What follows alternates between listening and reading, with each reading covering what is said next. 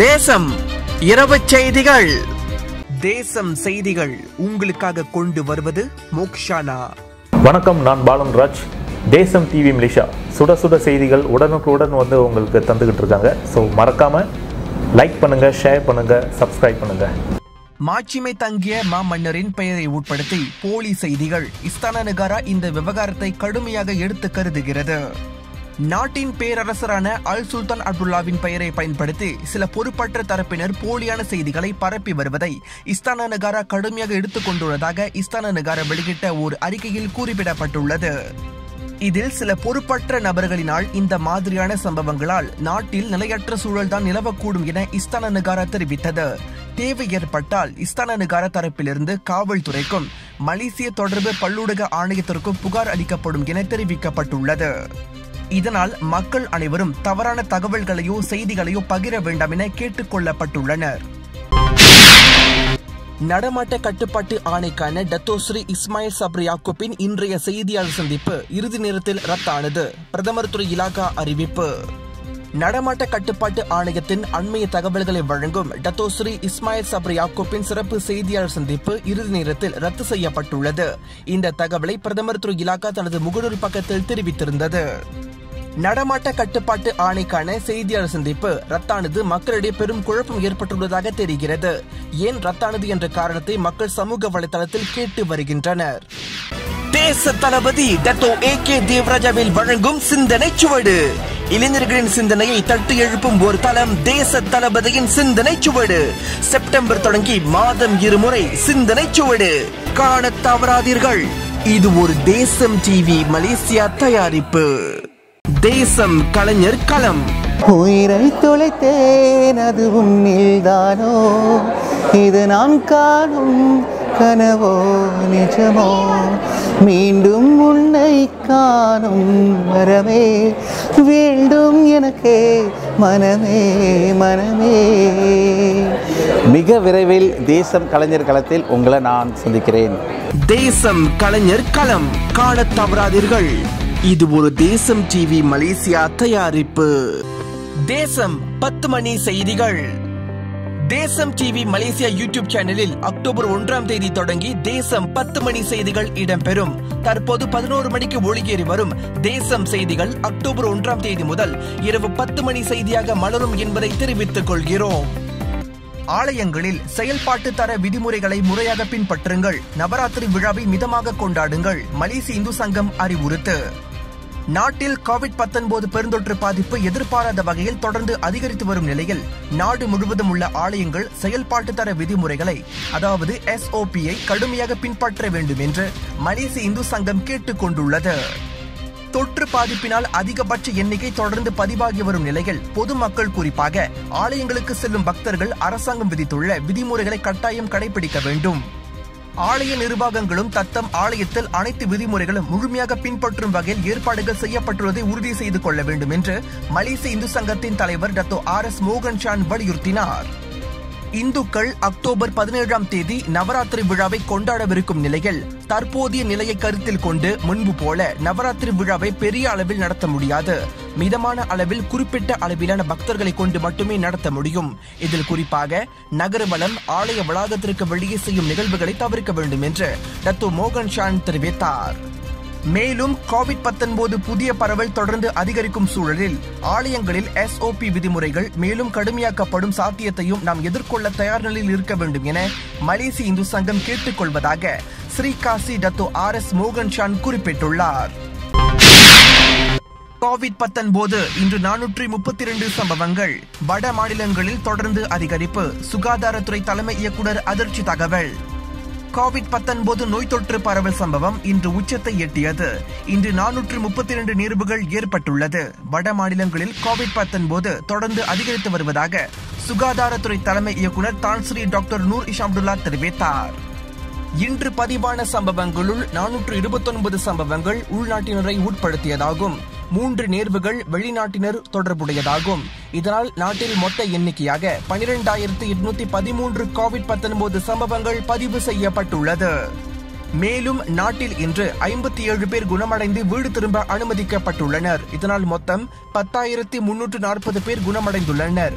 நாட்டில் இன்று எந்த ஒரு மரணமும் பதிவாகாத நிலையில் மரண எண்ணிக்கை 137 உள்ளது என்பது குறிப்பிடத்தக்கது.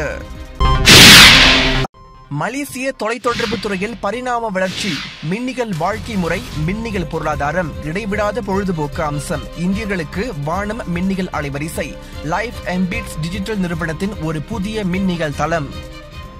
மலேசிய தொலைத்தொடர்பு துறை பரிணாம வளர்ச்சி பெற்றுள்ள நிலையில் லைஃப் எம்பிட்ஸ் டிஜிட்டல் நிறுவனத்தின் ஒரு புதிய மின்னியல் தளம் வாடிக்கையாளர்களுக்காக கொண்டு வரப்பட்டுள்ளதாக எம்பிட்ஸ் டிஜிட்டல் நிறுவனத்தின் தலைமை செயல்முறை அதிகாரி சாரா லியானா நாத்தாயா அஸ்மி கூறினார்.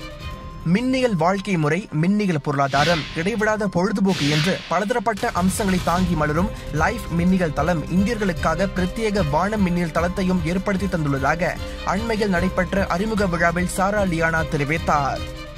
இந்த லைஃப் மின்னியல் தொலைத்தொடர்பில் முக்கிய அம்சமாக திகழும் வானம் மின்னியல் தளம் அனைத்து மலேசிய கலைஞர்களுக்கும் ஒரு மைல்கல்லாக அமையும் என்பதில் சந்தேகமில்லை.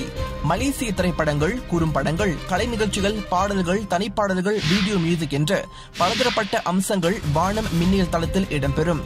இதற்கான கட்டணங்களையும் பேசிக் கொள்ளலாம் என்று வானம் மின்னியல் அலைவரிசையின் தலைவர் திவாகர் சுப்பையா கூறினார். கோவிட்-19 தொற்று நோயின் தாக்கத்தினால் நாட்டிலும் உலகளாவிய நிலையிலும் மின்னியல் பயன்பாடும் அதன் வளர்ச்சியும் துரிதப்படுத்தி இருக்கிறது. இதன் வழி மக்களுக்கு புதிய வாழ்க்கை நடைமுறையையும் மின்னியல் பொருளாதார வாய்ப்புகளையும் லைஃப் ஏற்படுத்தி தந்துள்ளது. இந்த லைஃப் மின்னியல் தளத்தில் வலம் வரும் வானம் மின்னியல் அலைவரிசையில் மலேசிய இந்தியர்கள் பலதரப்பட்ட அம்சங்களை பார்க்க லைஃப் எம்பிட்ஸ் டிஜிட்டல் நிறுவனம் ஒரு வாய்ப்பை ஏற்படுத்தி தந்துள்ளதாக திவாகர் சுப்பையா சொன்னார். லைஃப் எம்பிட்ஸ் டிஜிட்டல் நிறுவனத்தின் ஒரு புதிய மின்னியல் வாழ்க்கை முறை தளம். லைஃப் சந்தாதாரர்கள் மின்னியல் முறையில் பதிவு செய்து தங்களது கைபேசி எண்ணை சுயமாக தேர்வு செய்து கொள்ளலாம். லைஃப் புதிய கைபேசி எண் அல்லது நடப்பு தொடர்பு எண்ணில் லைஃப் தொடர்புக்கு பதிவு செய்து கொள்ளலாம் என்று எம்பிட்ஸ் டிஜிட்டல் நிறுவனத்தின் லைஃப் தலைமை தொழில்நுட்ப அதிகாரி தமிழ்ச்செல்வன் குப்பன் சொன்னார். அது மட்டுமல்லாமல் சுயமாகவே தங்களது திட்டத்தை தேர்வு செய்து தங்களது சந்தாவை மின்னியல் முறையிலேயே செலுத்தவும் முடியும். தங்களது சிம் அட்டையை தபால் மூலம் வீட்டிலேயே பெற்றுக் கொள்ளும் வசதியும் ஏற்படுத்தி தரப்பட்டுள்ளது. இவை அனைத்தும் லைஃப் தளத்தில் மின்னியல் முறையில் செய்து முடிக்கலாம் என்றார் தமிழ்ச்செல்வன். லைஃப் பலதரப்பட்ட மின்னியல் தளங்களை ஒன்றிணைத்த சிறந்த பொழுதுபோக்கு தளம். இவை அனைத்தும் சிறப்பான சந்தா கட்டணத்தில் வாடிக்கையாளர்களுக்கு வழங்கப்படுகிறது. லைஃபின் கூட்டு மின்னியல் தளங்களின் வாயிலாக ஸ்ட்ரீமிங், மின்னியல் விளையாட்டு, உணவு சேவை, சுற்றுலா சேவை மற்றும் மின்னியல் வாணிபம் போன்றவை லைஃப் சந்தாதாரர்களுக்கு வழங்கப்படுகிறது.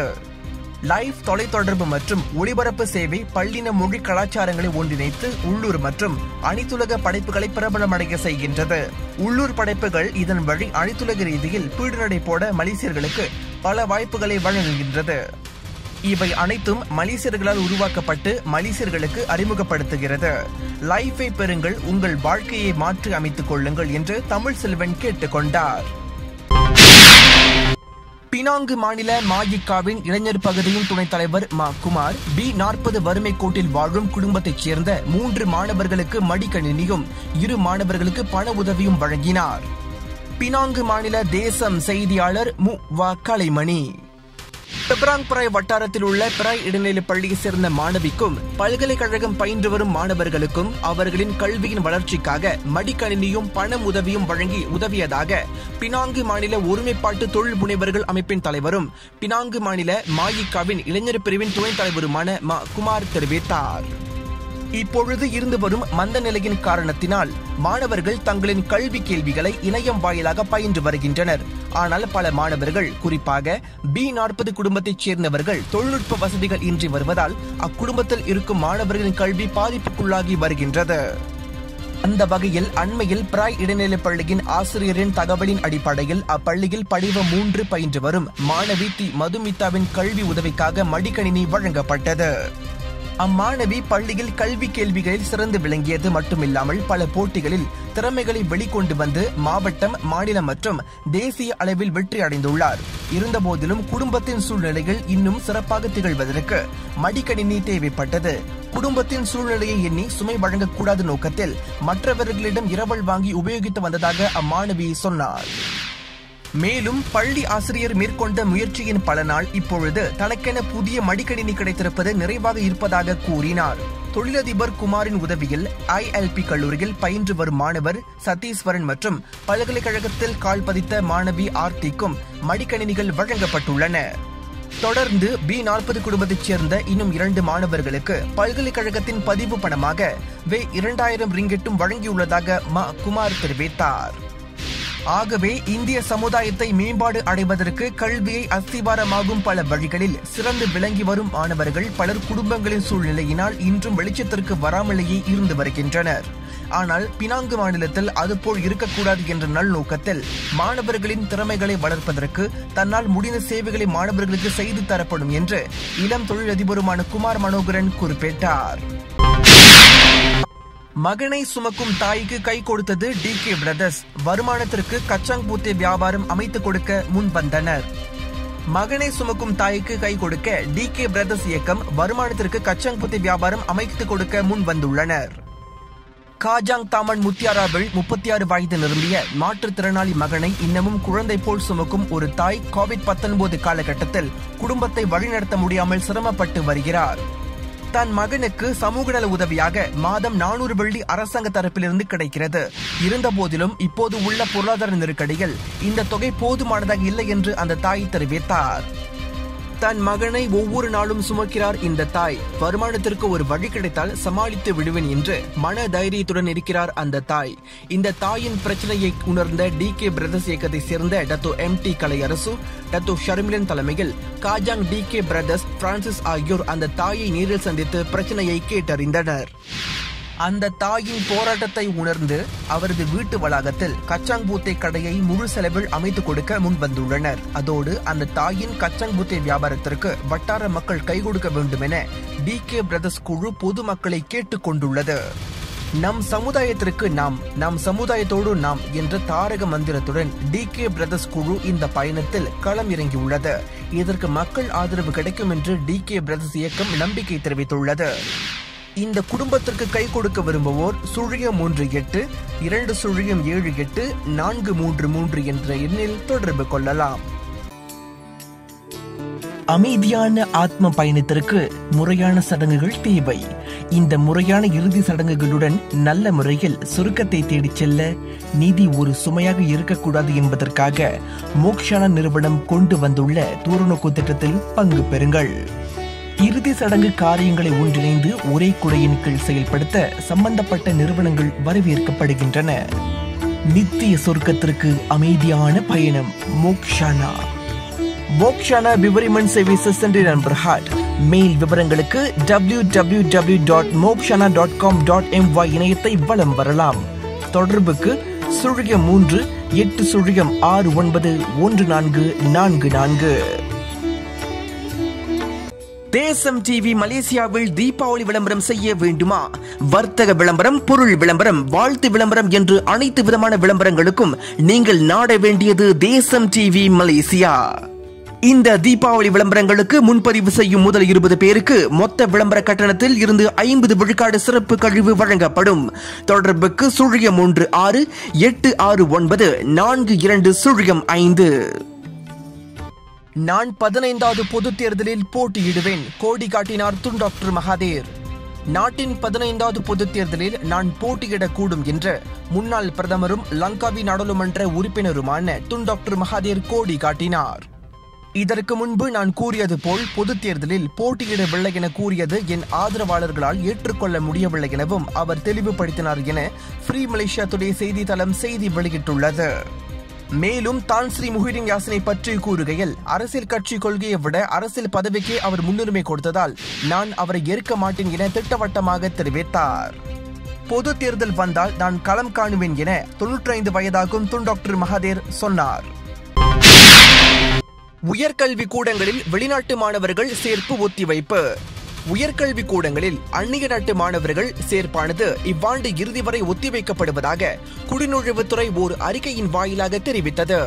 இந்நிலையில் புதிய மாணவர்களும் ஏற்கனவே பயிலும் அந்நிய நாட்டு மாணவர்களின் சேர்ப்பும் ஒத்திவைக்கப்படுவதாகவும் தெரிவிக்கப்பட்டுள்ளது. தேசம் இந்திய செய்திச்சாரல். மாஸ்டர் திரைப்படத்தின் டீசர் விரைவில் வெளியாகும். தயாரிப்பாளர் ஜேவியர் பிரிட்டோ தகவல். இயக்குனர் லோகேஷ் கனகராஜ் இயக்கத்தில் நடிகர் விஜய் நடித்துள்ள மாஸ்டர் திரைப்படத்தின் டீசர் விரைவில் வெளியாகும் என மாஸ்டர் படத்தின் தயாரிப்பாளர் ஜேவியர் பிரிட்டோ தகவல் தெரிவித்துள்ளார்.